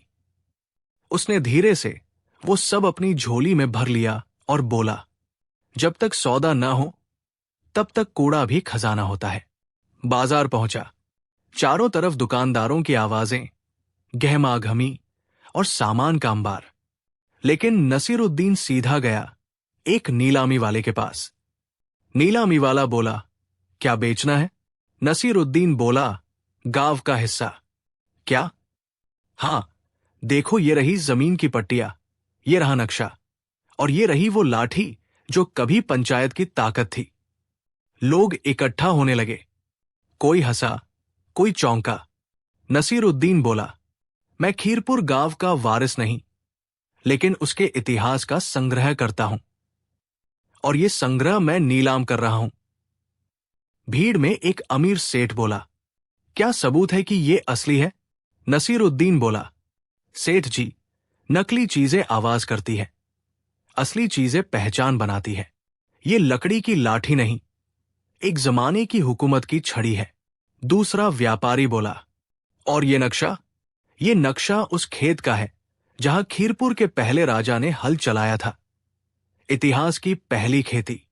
लोग सोचने लगे, बच्चा है पर बातों में दिमाग है। नीलामी शुरू हुई। एक तांबे का सिक्का, 2 चांदी के, 5 तांबे और 1 शेर चना।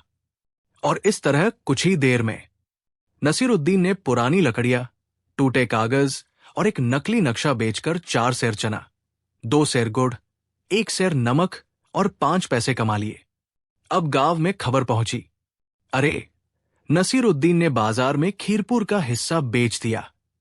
पंचायत में हड़कंप मच गया। मुखिया बोले, ये बच्चा है या अफसर? एक बूढ़ा किसान बोला, कहीं उसने वाकई जमीन तो नहीं बेच दी? लेकिन तभी नसीरुद्दीन वापस आया, हाथ में सामान, जेब में पैसे और चेहरे पर मुस्कान। गांव वाले बोले, क्यों बे, तूने क्या बेच दिया? नसीरुद्दीन बोला, कुछ नहीं, बस इतिहास की कद्र दिखाई और लोगों को यकीन बेचा। पंचायत ने नसीरुद्दीन को बुलाया। मुखिया गरजे, बच्चे, तूने गांव का नाम क्यों बेचा? नसीरुद्दीन बोला, मैंने नाम नहीं बेचा, नाम की कीमत दिखा दी। क्या मतलब? जो लकड़ी पड़ी पड़ी सड़ रही थी उसे मैंने सम्मान दिलाया, जो नक्शा मिट्टी में था उसे मैंने कहानी बना दिया, और जो लोग खीरपुर को नहीं जानते थे अब उनके घर में उसकी याद है। सब खामोश। मुखिया बोले, तो तूने कुछ गलत नहीं किया? नसीरुद्दीन मुस्कराया, अगर इतिहास को याद रखना गुनाह है तो मैं गुनहगार हूं। अब गांव वालों की सोच बदलने लगी। लोग कहने लगे, बच्चा है पर समझ में बहुत आगे है। किसी ने अपने पुराने हल को सजाया, किसी ने अपनी दादी की चिट्ठियों को फ्रेम में लगाया। सब ने समझा, कहानी और विरासत भी बिक सकती है, बस बताने वाला होशियार होना चाहिए। हफ्ते बाद उस अमीर सेठ का खत आया, नसीरुद्दीन, तेरे दिए नक्शे और लाठी को मैंने अपने घर के हॉल में लगाया है। मेहमान आते हैं और पूछते हैं, ये किस महान गांव की चीजें हैं? और मैं कहता हूं, ये उस गांव की याद है जहां एक छोटा बच्चा इतिहास को बेचकर दिल जीत लेता है। अंतिम सीख, समझदारी उम्र से नहीं आती, नसीरुद्दीन से आती है। उसने साबित कर दिया, अगर नजर हो गहरी तो मिट्टी में भी सोना दिखता है, और अगर जुबान हो चालाक तो टूटी चीजों से भी इतिहास बनता है। और इस तरह जब नसीरुद्दीन पहली बार बाजार गया तो सिर्फ सौदा नहीं किया, बल्कि सोच बेचकर समझ खरीद लाया। कहानी 8। गांव खीरपुर में एक सुबह गजब की हलचल थी। गली गली से एक ही खबर आ रही थी, अरे सुना क्या, मुल्ला नसीरुद्दीन आज खुद खाना बनाएगा। जिसने सुना वो दंग, जिसने नहीं सुना वो भागा खबर लेने, क्योंकि पूरा गांव जानता था मुल्ला नसीरुद्दीन और रसोई का रिश्ता वैसा ही है जैसे ऊंट और झूला, मतलब नामुमकिन। लेकिन उस दिन सब बदल गया। मुल्ला के दरवाजे पर एक तख्ती टंगी थी, आज शाम मुल्ला की बिरयानी, जगह पंचायत चौक, समय सूर्यास्त, रेट हंसी मुफ्त, पेट भरने की गारंटी नहीं। मामला यह था कि एक दिन चौपाल में हलवाई लल्लन बोला, मुल्ला, तू हर चीज में उंगली करता है, कभी खुद कुछ बनाकर दिखा। मुल्ला मुस्कराया, मैं जब बनाऊंगा तो स्वाद नहीं, किस्मत भी पक जाएगी। बस फिर क्या था, बात फैल गई, शर्त लग गई। लल्लन बोला, अगर लोगों ने तेरा खाना खाकर तारीफ कर दी तो मैं 1 महीने तक तेरे घर रोज हलवा पहुंचाऊंगा, और अगर नहीं, मुल्ला बोला, तो मैं तेरी दुकान पर 1 हफ्ते बर्तन मांजूंगा, लेकिन अपने स्टाइल में। अब बात आई सामग्री की। मुल्ला बाजार पहुंचा अपने गधे शेरू के साथ। सब्जी वाले से बोला, भाई सबसे ज्यादा तेजबू वाला प्याज देना, ताकि लोग खाने से पहले ही रो पड़े। मिर्च वाले से कहा, ऐसी मिर्च दो जो खाने वाले के कान से धुआं निकाले, लेकिन स्वाद की बैंड न बजाए।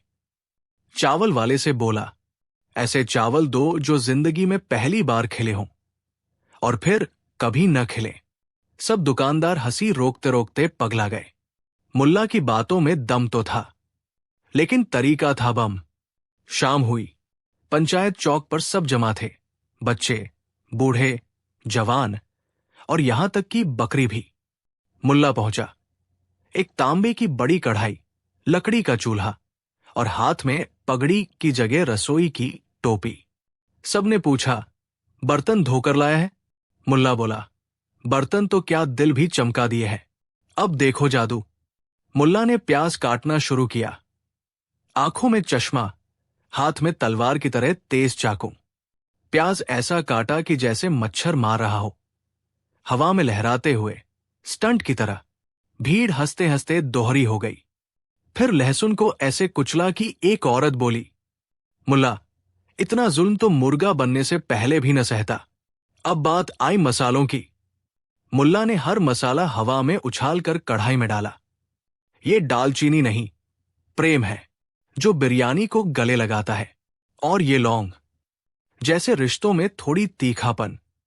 लोग हंसते हंसते लोटपोट, और हलवाई लल्लन का चेहरा लोटा सा उतर गया। जब बिरयानी पकने लगी तो गांव के 2 कुत्ते पास आकर बैठ गए। मुल्ला बोला, अगर ये बिरयानी सूंघ कर भी रुके हैं तो कुछ तो खास है। फिर उसने चावल में दही डाल दिया। किसी ने कहा, अबे दही कौन डालता है बिरयानी में? मुल्ला बोला, ताकि मिर्ची रोते रोते चुप हो जाए।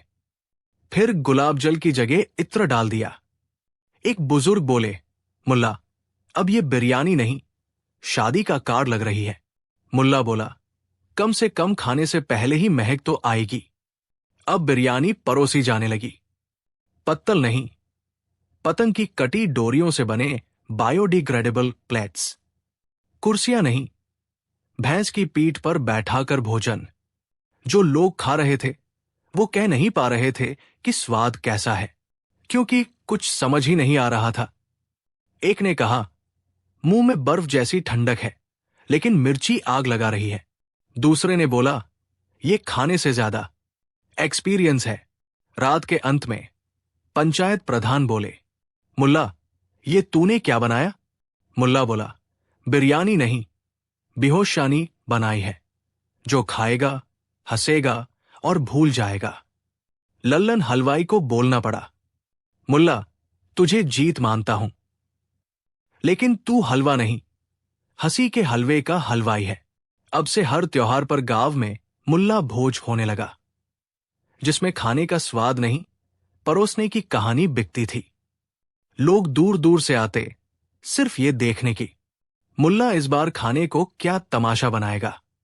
अंतिम सीख, खाना पेट भरता है लेकिन हंसी दिल भर देती है। मुल्ला ने साबित कर दिया। अगर इरादा मजेदार हो तो जले हुए चावल भी चटपटा लगते हैं। और यही वजह थी कि गांव वाले कभी उसके खाने का स्वाद नहीं भूले, क्योंकि वो जुबान से नहीं, यादों से चखाया गया था। कहानी 9। खीरपुर गांव में हर सुबह कुछ न कुछ अजीब होता था, लेकिन उस दिन कुछ ज्यादा ही अजीब हुआ। मुल्ला नसीरुद्दीन अपने गधे अजीम को रोज सुबह खेतों की तरफ ले जाता था, लेकिन उस दिन अजीम बीमार था। वो बैठा बैठा अपने कान हिलाता रहा और जाने क्यों उसकी आंखें लाल थी। मुल्ला ने प्यार से पूछा, क्या हुआ रे? खांसी जुकाम हो गया? गधा कुछ नहीं बोला, बस उसकी पूंछ उठी और गंध से पूरा वातावरण महक गया। मुल्ला बोला, हां, मतलब ठीक हो, बस बहाना है। उसी सुबह मुल्ला का छोटा भाई असगर शहर से गांव आया था। 4 साल बाद लौटा था। बाल बढ़ गए थे, दाढ़ी झाड़ी हो गई थी और कपड़े कुछ अजीब फैशन में थे। वो सीधा खेत की तरफ गया जहां मुल्ला की मुलाकात होनी थी।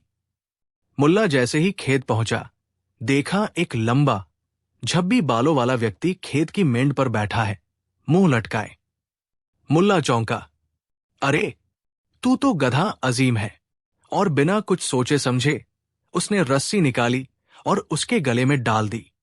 असगर, जो गांव की धूल मिट्टी से चिढ़ चुका था, सोचने लगा कि शायद ये कोई गांव का रिवाज है, और जब तक कुछ कहता, मुल्ला उसे खींचते हुए गांव की तरफ ले चला। अब जरा सोचिए, एक आदमी जिसकी शक्ल अजीब हो गई थी, गले में रस्सी और पीछे पीछे हंसता हुआ मुल्ला गांव में प्रवेश करते हैं। लोग रुक रुक कर देखने लगे। बच्चे बोले, अरे मुल्ला का गधा तो 2 पैरों पर चलने लगा। बुजुर्ग बोले, लगता है मुल्ला ने किसी इंसान को गधा बना लिया है, तंत्र मंत्र से। और दुकानदारों ने तो मुफ्त में मूंगफली बांटना शुरू कर दिया। ऐसा तमाशा रोज रोज नहीं होता। असगर ने अब तक कुछ नहीं कहा, क्योंकि वो सोच रहा था कि भाई मजाक कर रहा है।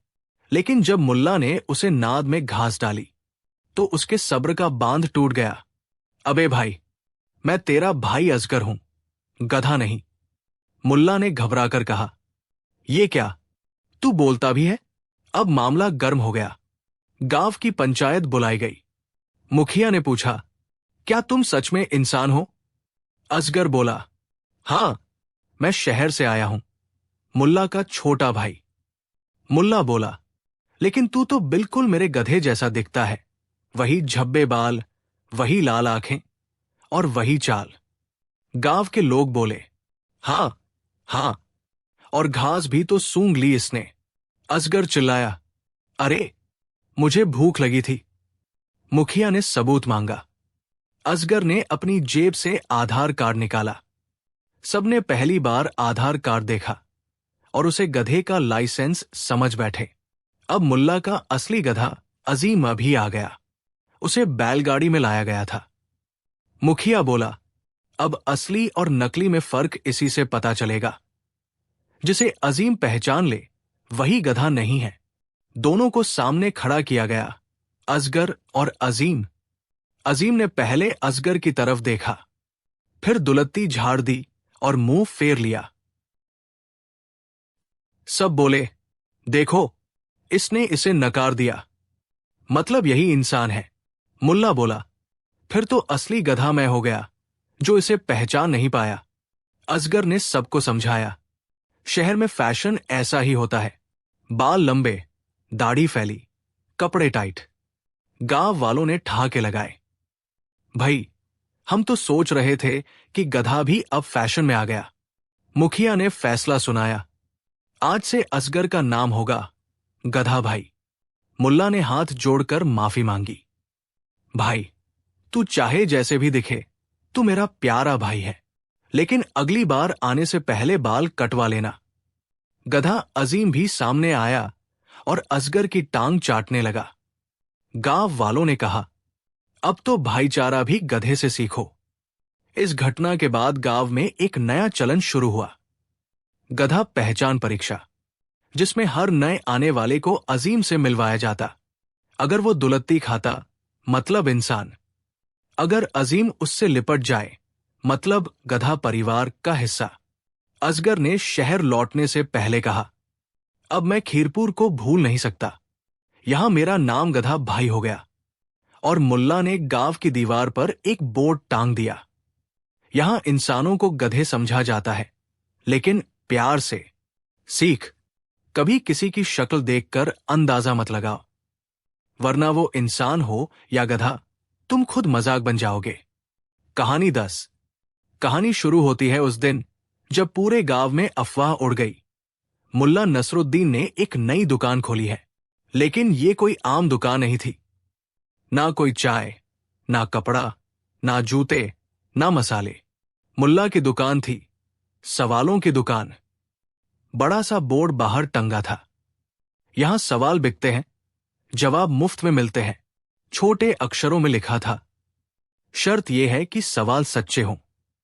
गांव वाले हैरान रह गए, कोई समझ नहीं पा रहा था कि ये कैसा धंधा है। दुकान खुली दोपहर को। एक बुजुर्ग आदमी सबसे पहले आया। मुल्ला, ये क्या नाटक है? सवाल बेचते हो? मुल्ला ने मुस्कुराकर कहा, बिल्कुल। बताओ, कितने सवाल चाहिए? मुझे तो बस एक पूछना है, मेरी बहू मुझसे बात क्यों नहीं करती?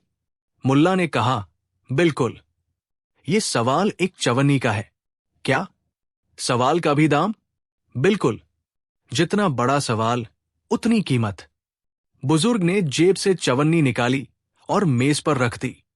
मुल्ला ने जवाब दिया, क्योंकि तुम उससे बात करने से पहले ही हमेशा शिकायत करने लगते हो। पहले बात करो, फिर बोलेगी। बुजुर्ग एक पल को चौंका, फिर मुस्कराया, तू सही कह रहा है। मुल्ला ने कहा, देखा, जवाब मुफ्त था, बस सवाल की कीमत थी। अगले दिन एक आदमी आया, गुस्से में। मुल्ला, मेरी बीवी रोज पूछती है कि तुम मुझसे प्यार करते हो या नहीं। मैं क्या करूं? ये सवाल 2 आने का है। क्यों? क्योंकि इसमें 2 लोग शामिल हैं। आदमी ने पैसे दिए। मुल्ला बोला, हर बार जवाब मत दो, एक दिन चुप रहकर उसे देखकर मुस्कराओ। अगर वो मुस्कराई तो प्यार है, अगर नहीं मुस्कराई तो पहले प्यार था, अब शक है। आदमी ठहर गया, कुछ सोचने लगा। एक दिन एक छोटा लड़का आया, लगभग 10 साल का। मुल्ला अंकल, आपके पास एक सवाल है? बिल्कुल, तुम्हारे लिए पहली बार है तो सवाल मुफ्त। अच्छा, तो बताइए, लोग बड़े होकर बुरे क्यों बन जाते हैं? मुल्ला मुस्कराए। इसका जवाब देने से पहले मैं तुझसे एक सवाल पूछूं? हाँ, अगर तुझे दो खिलौने मिले, एक नया और एक टूटा हुआ, तू कौन सा लेगा? नया। और अगर कोई दूसरा बच्चा टूटा हुआ खिलौना ले ले, तो मैं कहूंगा बेवकूफ है। बस बेटा, जब हम बड़े हो जाते हैं तो यही सोच रह जाती है, जो नया है वही सही है, जो टूटा है वो बेकार है। फिर हम रिश्तों को भी ऐसे ही देखने लगते हैं। बच्चा चुप हो गया और बहुत गहराई से सोचने लगा। कुछ ही दिनों में मुल्ला की दुकान गांव में चर्चा का विषय बन गई। लोग लाइन में लगने लगे। कोई नौकरी की चिंता लेकर आता, कोई शादी की उलझन, कोई जिंदगी से थक हार कर। लेकिन मुल्ला ने एक नियम तय किया था। हर इंसान एक दिन में सिर्फ एक सवाल पूछ सकता है। कई लोग झुंझलाते, अरे मुल्ला, तुमने दुकान तो खोल ली, लेकिन कारोबार की समझ नहीं। मुल्ला मुस्कराते, भाई, अगर तुमने आज ही सब सवालों के जवाब जान लिए तो कल क्या पूछोगे? एक बूढ़ी औरत बोली, मुल्ला, ये दुकान मुनाफे का सौदा है क्या? मुल्ला ने जवाब दिया, जवाब मुफ्त देता हूं, पर सोचने का काम लोगों को खुद करना पड़ता है। असली मुनाफा वही होता है। एक दिन दोपहर को एक अजनबी आया। लंबा, घुंघराले बाल, आंखों में तेज। उसने बिना बोले एक थैली से सोने का सिक्का निकाला और मेज पर रखा। मैं कोई बड़ा सवाल पूछना चाहता हूं। मुल्ला बोले, बिल्कुल, लेकिन सोने का सिक्का क्यों? क्योंकि मेरा सवाल मेरी जिंदगी से बड़ा है। तो पूछो, मैंने सब कुछ पा लिया, पैसा, शोहरत, ताकत, पर मैं खुश क्यों नहीं हूं? मुल्ला चुप हो गए, फिर कुर्सी से उठे, दुकान का पर्दा गिराया और अजनबी को साथ लेकर बाहर आ गए। चलो मेरे साथ। वो उसे गांव के बाहर एक शांत तालाब के किनारे ले गए। यहां बैठो, आंखें बंद करो और सिर्फ एक सवाल खुद से पूछो, मैं आखिरी बार कब सच्चे दिल से हंसा था? अजनबी ने आंखें बंद की। कुछ पल चुप रहा, फिर उसकी आंखों से आंसू बह निकले। 20 साल हो गए। वो बोला, तो जवाब मिल गया। मुल्ला बोले, लेकिन तुमने तो कोई जवाब नहीं दिया। मैंने तो सिर्फ तुम्हें तुम्हारे ही सवाल से मिलवाया। छठा दृश्य, दुकान बंद। अचानक एक दिन मुल्ला की दुकान बंद हो गई। गांव वाले परेशान हो गए। अब सवाल किससे पूछें? दूसरे दिन सुबह दुकान के बाहर एक कागज चिपका मिला। अब तुम सबको जवाब मिल गए हैं। अब तुम खुद किसी और के सवाल का जवाब बनो। मुल्ला, गांव में एक अजीब सी खामोशी थी, जैसे किसी ने सबके दिल की बात सुन ली हो। उपसंहार, सालों बाद जब कोई उस गांव में जाता है तो कहानियां सुनने को मिलती है कि एक बार वहां एक दुकान थी जहां सवाल बिकते थे और जवाब मुफ्त में मिलते थे। पर लोग ये भी कहते हैं, उस दुकान से जो बाहर निकला वो पहले से थोड़ा बेहतर इंसान बनकर लौटा, क्योंकि उस दुकान में सिर्फ जवाब नहीं मिलते थे, बल्कि सोचने की हिम्मत मिलती थी। अगर आपको ये कहानी पसंद आई हो तो इसे लाइक करें, शेयर करें और कमेंट में बताएं। अगर आप मुल्ला की दुकान में जाते तो कौन सा सवाल पूछते? और हां, सब्सक्राइब जरूर कीजिए, क्योंकि अगली बार मुल्ला नसरुद्दीन फिर किसी और पागलपन के साथ लौटेंगे। धूप सिर पर थी, बाजार में चहल पहल थी, लेकिन एक कोने में बैठे थे मुल्ला नसरुद्दीन। एक हाथ में पंखा, दूसरे में पसीने से भीगी टोपी और चेहरे पर गजब की झल्लाहट। पास खड़े हलवाई ने पूछा, मुल्ला, आज इतने परेशान क्यों हो? मुल्ला बोले, भाई, ये दुनिया बहुत थकाने वाली हो गई है। घर जाओ तो बीवी के ताने, बाहर आओ तो दुकानदार के बहाने, अकेले बैठो तो सोचों के पहाड़। अब तो लगता है आराम के लिए जेल ही जाना पड़ेगा। हलवाई हंस पड़ा, जेल में कौन आराम करता है मुल्ला? मुल्ला ने गंभीरता से कहा, मुझे जेल भेज दो, कम से कम वहां कोई काम तो नहीं कराएगा। मुल्ला सीधे कोतवाली पहुंच गए। सिपाही ने उन्हें देखा और पूछा, क्या बात है मुल्ला, कोई शिकायत दर्ज करानी है? मुल्ला बोले, नहीं भाई, मुझे गिरफ्तार कर लो। सिपाही हंसते हुए, क्यों, क्या किया है तुमने? मुल्ला बोले, कुछ नहीं किया है, लेकिन करना चाहता हूं। अगर चाहो तो अब शुरू कर दूं, गालियां दूं, पत्थर फेंकूं, तुम्हारी मूंछ नोचूं? सिपाही चौंक गया। क्या पागलपन है ये? मुल्ला बोले, पागलपन नहीं भाई, समझदारी है। मैंने हिसाब लगाया है, बाहर की दुनिया में मैं दिन रात मरता हूं। काम करो, पैसे दो, फिर भी चैन नहीं। और जेल? वहां खाना फ्री, रहना फ्री, कोई किराया नहीं, कोई ताना नहीं, बस आराम ही आराम। सिपाही ने अंदर जाकर दरोगा से कहा, हुजूर, बाहर मुल्ला खड़ा है, खुद को जेल भेजने की फरियाद कर रहा है। दरोगा ने कहा, अरे भाई, जेल कोई सराय थोड़ी है, बुलाओ उसे अंदर। मुल्ला अंदर पहुंचे और बोले, हुजूर, आपकी जेल में जगह खाली है? दरोगा मुस्कुराया, क्यों मुल्ला, कौन सा जुर्म किया है तुमने? मुल्ला बोले, जुर्म यह है हुजूर कि मैं सोचता हूं, और आजकल सोचने वाला हर आदमी दुखी है। बीवी सोचने नहीं देती, पड़ोसी जलने नहीं देते, सरकार सुनती नहीं, और दुनिया सोने नहीं देती। अब बस मैं चाहता हूं थोड़ा सुकून, थोड़ा आराम। दरोगा ने मजाक में कहा, तो तुम चाहते हो कि सरकार तुम्हें जेल भेजे ताकि तुम छुट्टी मना सको? मुल्ला, बिल्कुल।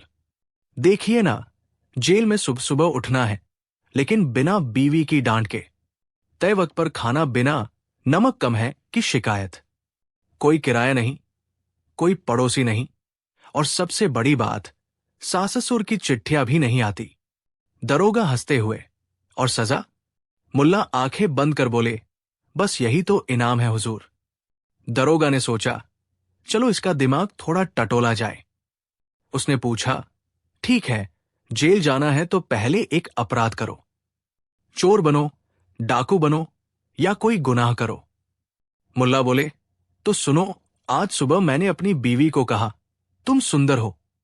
दरोगा हंस पड़ा, ये कौन सा गुनाह हुआ? मुल्ला, यही तो। बीवी ने कहा, झूठ बोलते हो, और झूठ बोलना अपराध है ना?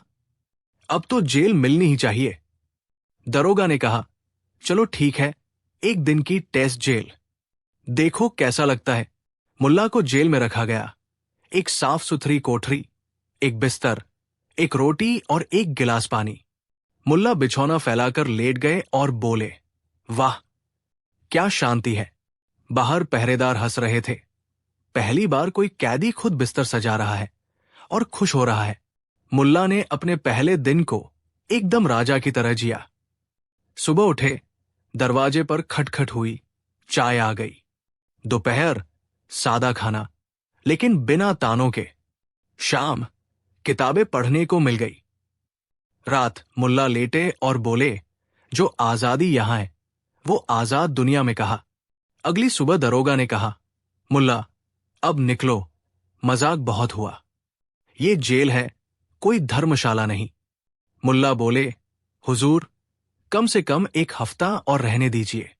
मैंने बाहर के बिल अभी तक भरे नहीं, लोग तलाश में होंगे। दरोगा, क्या तुम चाहते हो कि लोग अपराध करें ताकि यहां आराम पा सके?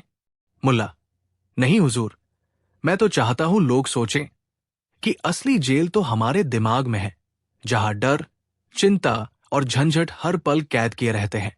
राजा तक खबर पहुंची, एक आदमी जेल में खुद घुस गया है और बाहर नहीं आना चाहता। राजा ने मुल्ला को दरबार में बुलाया। राजा ने पूछा, क्या तुम पागल हो गए हो? मुल्ला बोले, नहीं हुजूर, मैं तो अब होश में आया हूं। राजा, तो तुम आराम के लिए जेल गए थे? मुल्ला, हां, क्योंकि बाहर की दुनिया हर किसी को सजा देती है, बिना अपराध के। राजा ने मुस्कुराकर पूछा, तो क्या तुम्हारा समाधान यही है? मुल्ला ने कहा, नहीं हुजूर, मेरा समाधान यह है, हर इंसान को हफ्ते में एक दिन मानसिक छुट्टी दी जाए। ना बीवी बोले, ना साहूकार आए, ना काम की चिंता हो, ना समाज का ताना हो। बस एक दिन जब हर कोई जेल में नहीं, लेकिन जैसे जेल में हो, शांति में हो। दरबार में तालियां गूंज उठीं।